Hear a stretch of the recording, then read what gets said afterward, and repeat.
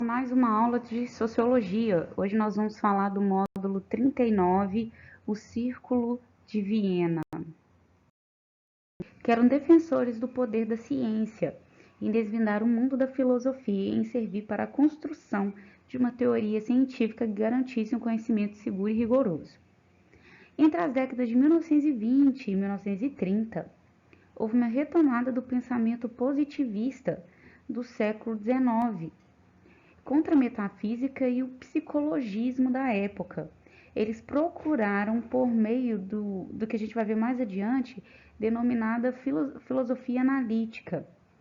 Ou seja, eles queriam acabar com a metafísica, eles queriam acabar com a metafísica filosófica.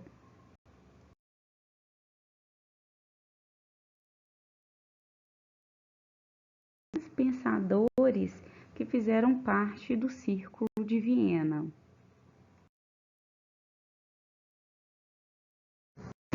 Para o Círculo de Viena. A gente acabou de ver uma aula, né, de Wittgenstein no módulo anterior, e a obra de Wittgenstein abria a possibilidade de discussão acerca da lógica da linguagem, permitindo a compreensão de que o espelhamento do mundo, da realidade, era possível pela linguagem, e que a estrutura lógica correspondia à estrutura lógica do mundo. Ou seja, a linguagem a partir de uma visão mais clara e mais objetiva do mundo. No programa do grupo, assumia-se a concepção de que todo conhecimento só poderia ser justificado pela observação empírica e pela análise lógica, que constituía o discurso acerca dessa observação.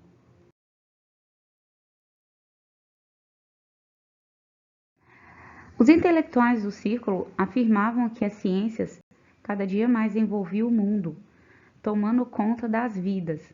Dessa forma, questões metafísicas eram um contrassenso e deveriam ser banidas das discussões filosóficas. Ou seja, o autor, o filósofo, ele está falando que as percepções empíricas que as pessoas tinham, que conseguiam ser organizadas cientificamente, elas deviam ser levadas em conta. Mas a metafísica não. Então, ou seja, o que é empírico, mas pode ser estudado, a filosofia, sim, ela pode se encarregar disso. Mas a metafísica, que é apenas no campo da ideia, né, o campo sensível, não deveria ser levado em consideração. Bom, então, o que podemos entender com isso é que qualquer coisa que não estivesse relacionada com as oposições analíticas e sintéticas não faria sentido ser analisadas à luz da filosofia. Então,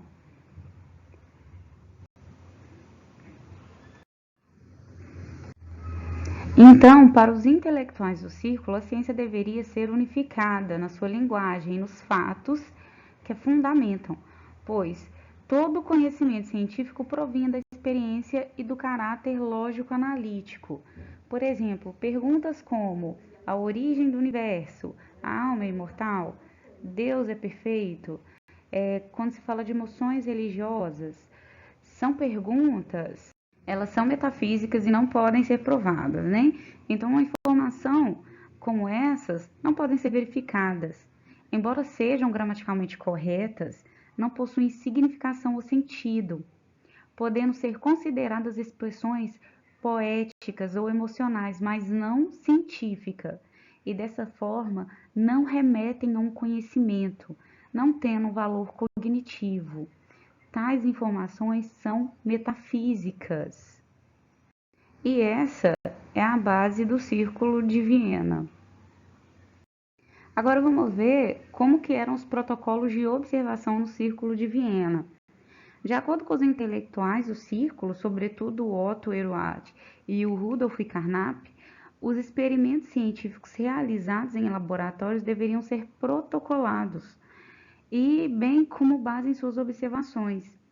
E nesse sentido, essas observações poderiam ser revistas e observadas novamente em novas experiências. E toda a teoria científica se construiria em um sistema lógico de proposições gerais, e o método intuitivo seria a sua característica central? O problema ético para o Círculo de Viena, ele passa através dos neopositivistas, que se posicionaram acerca da ética, não como uma exposição de mandamentos morais, como, por exemplo, o bom e o mal, o bem e o mal. Não poderia serem analisados à luz da metafísica. Portanto, manifestações morais não poderiam ser vistas de forma que não fossem a de posicionamento emotivos. Uma imagem que vocês estão vendo, olha só o que está acontecendo. O que é bom, o que é ruim? Quem é bom, quem é que é mal? Então, a pergunta sobre a origem do que causou tal ação não deveria ser levada em consideração, ou pelo menos não à luz da ética.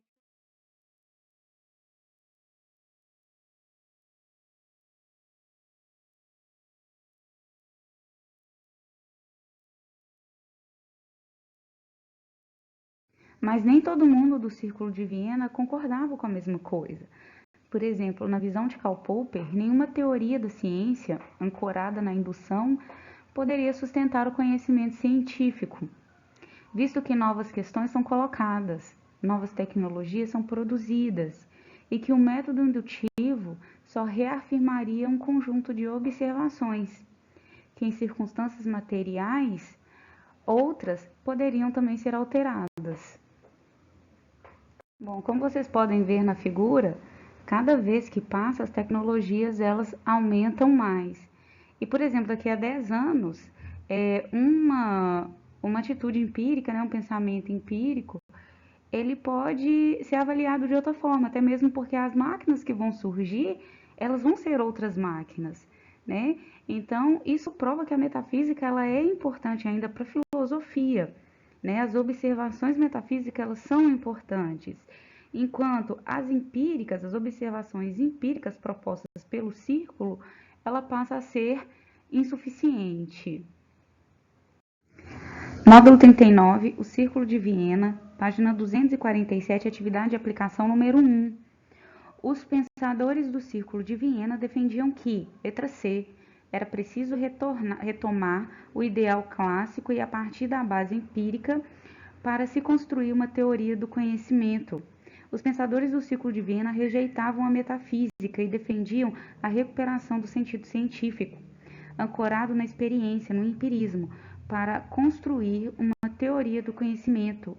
Alternativa C. Número 2. Assinale a alternativa a seguir sobre o Círculo de Viena e assinale a correta. É a letra D.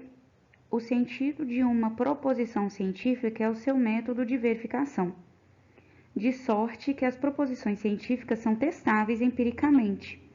Só pode ser considerada ciência aquela proposição sustentada empiricamente, que se pode ser testada. Letra D. 3. O Círculo de Viena foi um importante marco para a filosofia e, exemplarmente, ele propôs a letra C para ser aceita como uma verdadeira teoria científica. Deveria passar pelo crivo da verificação empírica. O Círculo de Viena era defensor do poder da ciência em desvendar o mundo e fazer com que a filosofia servisse para a construção de uma teoria científica que garantisse o conhecimento seguro, rigoroso, cujas proposições pudessem ser testadas empiricamente. Por isso que é a letra C. Meninos, façam para casa dessa unidade. São os exercícios propostos da página 249, façam do número 6 até o número 16. Postem antes da prova bimestral para que seu ponto vá nesse bimestre. E até a próxima aula. Lembrando que essa é a última aula de filosofia da apostila 13 e nossa próxima aula já será do segundo bimestre. Até o segundo bimestre.